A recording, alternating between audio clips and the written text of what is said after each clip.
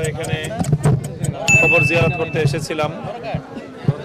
এখানে বাংলাদেশের শহীদ প্রেসিডেন্ট জিয়াউর রহমান বাংলাদেশের মানুষের প্রিয়তম একজন ব্যক্তিত্ব এবং তার পাশেই সদ্য সমাহিত শহীদ প্রেসিডেন্ট জিয়াউর রহমান সাহেবের সম্মানিত সহধর্মিণী, বাংলাদেশের 3 বারের নির্বাচিত প্রধানমন্ত্রী, বাংলাদেশের মাটি এবং মানুষ এবং আধিপত্যবাদের বিরুদ্ধে মাটি ও মানুষের পক্ষে একজন আমরণ সংগ্রামী মহিয়সী নারী বেগম খালেদা জিয়ার কবর জিয়ারত করলাম।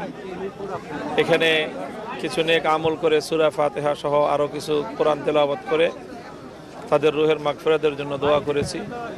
আল্লাহ যেন তাদের জীবনের গুনাহ খাতা মাফ করে তাদেরকে জান্নাত নসিব করেন। ভুল ত্রুটি যা হয়েছে মানুষ হিসেবে সেগুলো যেন আল্লাহ মার্জনা করেন।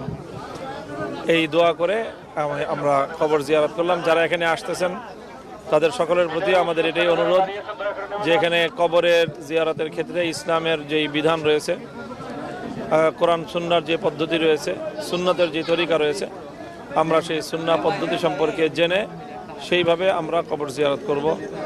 কবরের দিকে হাত তুলে দোয়া না করা চাই, এতে মনে হয় যে মৃত ব্যক্তির কাছে কিছু চাওয়া হচ্ছে।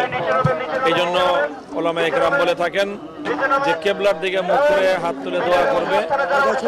আর এছাড়া যে কোনো নেক আমল করে কবরের কাছে এসে হোক, কবরের দূরে থেকে হোক, যে কোনো মুমিন মুসলমানের জন্য তাদের মাগফিরাত কামনা করে দোয়া করা যায়।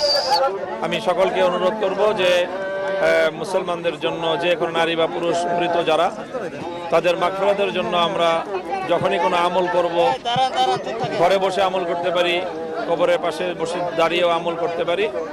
আমল করে সওয়াব পৌঁছানো, এটাই হলো তাদের সবচেয়ে বড় বিষয়, জরুরি বিষয়। মৃত্যুর পরে মানুষের আর কোনো চাহিদা থাকে না।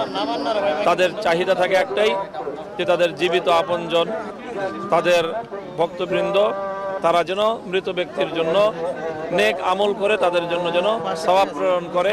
এটাই হবে তাদের জন্য সবচেয়ে বড় উপকার এবং এটাই হবে তাদের প্রতি সত্যিকার ভালোবাসা, সত্যিকার ভক্তির প্রমাণ।